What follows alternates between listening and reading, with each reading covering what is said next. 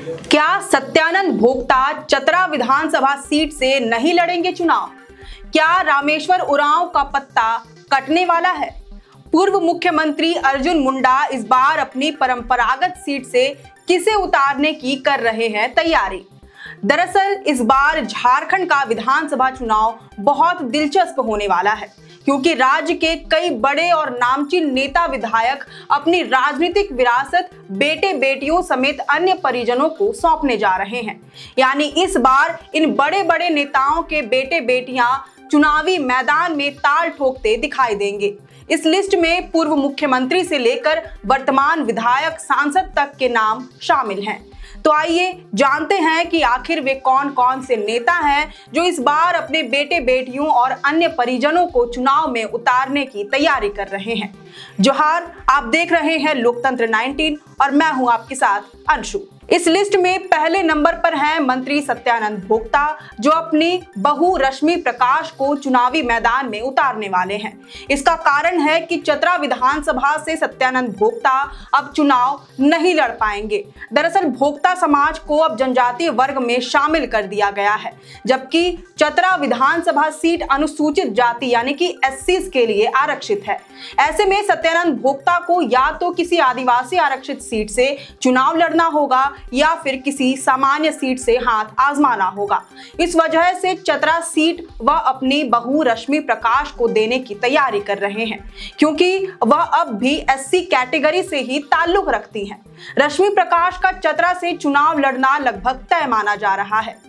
इसके बाद नाम आता है दुमका सांसद नलिन सोरेन का। नलिन सोरेन शिकारीपाड़ा विधानसभा सीट से लगातार 7 बार तक विधायक रह चुके हैं। हालांकि इस बार के लोकसभा चुनाव में दुमका से उन्होंने सीता सोरेन के खिलाफ चुनाव लड़ा था और जीत भी दर्ज की थी। ऐसे में उन्हें अपनी विधानसभा सीट शिकारीपाड़ा से इस्तीफा देना पड़ा था। अब चर्चा है कि वह अपने बेटे आलोक सोरेन को अपनी परंपरागत सीट से चुनाव लड़ा सकते हैं, और ये लगभग तय भी माना जा रहा है, क्योंकि इस क्षेत्र की जनता नलिन सोरेन को इतना पसंद करती है कि वे उनके परिजनों को भी खुलकर समर्थन देने से पीछे नहीं हटेंगी। झारखंड मुक्ति मोर्चा भी इस बार कोई रिस्क लेने के मूड में नहीं है। वह ऐसा ही प्रत्याशी तलाश रही है जो पार्टी को जीत दिला पाने में कामयाब हो सके। आलोक सोरेन उन्हीं में से एक हो सकते हैं। वह क्षेत्र में काफी एक्टिव भी हैं।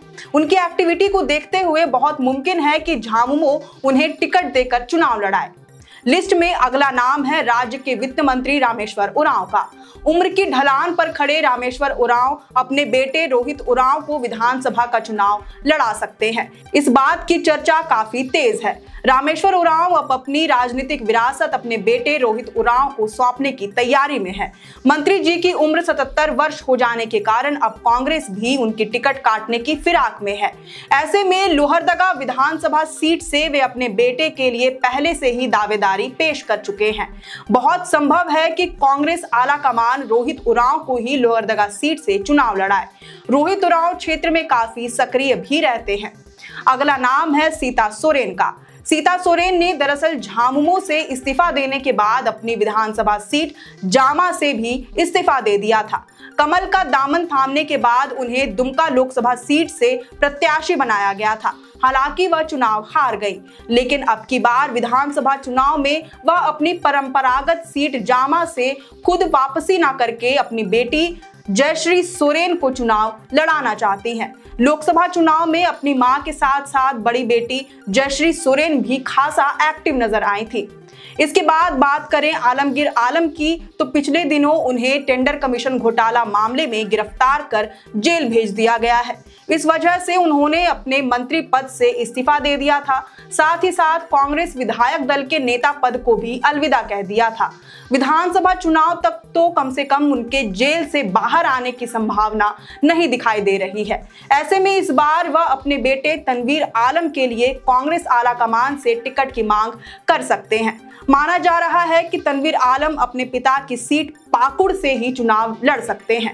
हालांकि इस पर संशय अब भी बरकरार है, क्योंकि घोटाले में आलमगीर आलम की कथित तौर पर मिलीभगत की खबर सामने आने से उनकी छवि धूमिल हुई है। इसका सीधा प्रभाव तनवीर आलम पर भी पड़ सकता है।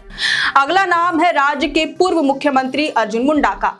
खबरें आ रही हैं कि अर्जुन मुंडा इस बार खूंटी लोकसभा सीट पर मिली हार से काफी निराश हैं। इस वजह से अपनी परंपरागत सीट खरसावां विधानसभा से इस बार वह खुद चुनाव न लड़कर अपनी पत्नी मीरा मुंडा के लिए भाजपा के समक्ष टिकट की दावेदारी कर सकते हैं। हालांकि इसी सीट से मीरा मुंडा का नाम पिछले विधानसभा चुनाव के समय भी सुर्खियों में रहा था, लेकिन अंतिम समय में भाजपा ने उनका नाम ड्रॉप कर दिया था। इस बार फिर से मीरा मुंडा के नाम की संभावनाएं तेज हो गई हैं। वह पिछले बार की तरह इस बार भी एक्टिव दिखाई दे रही हैं। बढ़ते हैं अगले नाम की ओर और लिस्ट में अगला नाम है राज्य के पूर्व मुख्यमंत्री चंपई सोरेन का। माना जा रहा है कि उम्र की ढलान पर खड़े चंपई सोरेन अब अपनी राजनीतिक विरासत अपने बेटे बाबूलाल सोरेन को सौंपना चाहते हैं। इसके लिए बाबूलाल सोरेन तैयारी भी कर रहे हैं। संभावना है कि इस बार विधानसभा चुनाव में चंपई सोरेन के बेटे मैदान में दावेदारी करते दिख सकते हैं। इसके बाद नाम आता है जोबा मांझी का। जोबा मांझी मनोहरपुर विधानसभा सीट से अविभाजित बिहार के समय से ही चुनाव जीतती आ रही हैं। इस बार लोकसभा चुनाव में सिंहभूम सीट से जीत हासिल करने के बाद उन्हें अपनी परंपरागत सीट से इस्तीफा देना पड़ा। ऐसे में अब झामुमो ऐसे कैंडिडेट को टिकट देना चाहती है जो जोबा मांझी की ही तर्ज पर पार्टी को जीत दिला सके और पार्टी इस सीट पर तो निश्चिंत रहे। ऐसे में खबर है कि जोबा मांझी अपने बेटे जगत मांझी के लिए टिकट की मांग कर सकती हैं। जगत मांझी मनोहरपुर विधानसभा सीट से चुनाव लड़ते दिखाई दे सकते हैं। इसी कड़ी में अगला नाम है स्टीफन मरांडी का। स्टीफन मरांडी दरअसल महेशपुर विधानसभा क्षेत्र से झामुमो की टिकट पर विधायक हैं। हालांकि उनकी तबीयत अब ठीक नहीं रहती, उम्र भी उनकी काफी हो गई है। ऐसे में अब विधायक जी अपनी विरासत बेटी उपासना उर्फ पिंकी मरांडी को सौंपना चाहते हैं। इस बाबत वह राजनीति में सक्रिय भी हो गई हैं। कई कार्यक्रमों में पिता के साथ पिंकी मरांडी दिखाई भी देती है। लिस्ट में अगले नंबर पर है विश्रामपुर सीट से भाजपा विधायक रामचंद्र चंद्रवंशी का, जिनकी उम्र 75 वर्ष से अधिक हो गई है।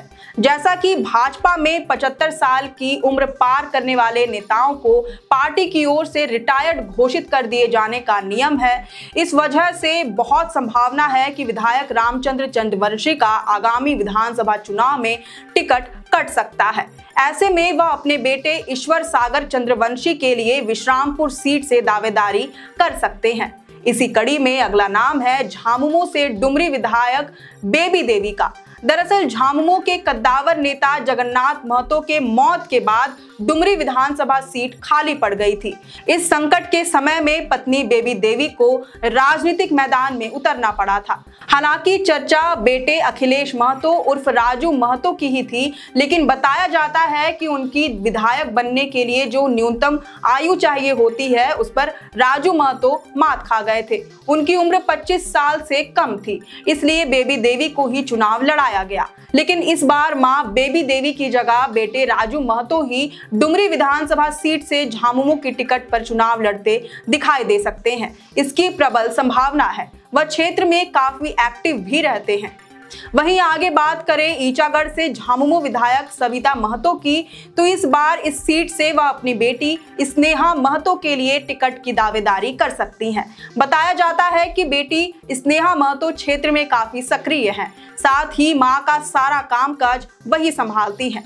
ऐसे में ईचागढ़ से उन्हें टिकट मिलने की संभावना लगभग तय है। अगला नाम बेरमो से कांग्रेस विधायक कुमार जयमंगल उर्फ अनूप सिंह का है। इस बार विधानसभा चुनाव के दौरान वह अपने भाई कुमार गौरव के लिए कांग्रेस आलाकमान के पास टिकट की डिमांड कर सकते हैं। दरअसल लोकसभा चुनाव के दौरान धनबाद सीट से कांग्रेस आलाकमान के पास 2 लोगों के नाम की सूची भेजी गई थी। इसमें एक नाम अनूप सिंह की पत्नी अनुपमा सिंह का और दूसरा नाम भाई कुमार गौरव का था, लेकिन अंतिम फैसला अनुपमा सिंह के नाम पर ही हुआ। इस वजह से अब की बार कुमार गौरव का नाम लगभग तय माना जा रहा है। कहा जा रहा है कि वह किसी सुरक्षित सीट से चुनाव लड़ सकते हैं। लिस्ट में आखिरी नाम धनबाद से भाजपा सांसद ढुल्लू महतो का है। जिनके बड़े भाई शत्रुघ्न महतो इस बार चुनावी मैदान में उतर सकते हैं। दरअसल ढुल्लू महतो बाघमारा सीट से 3 बार के विधायक रहे हैं, लेकिन इस बार धनबाद संसदीय सीट से चुनाव जीतने के बाद उनकी विधायकी चली गई।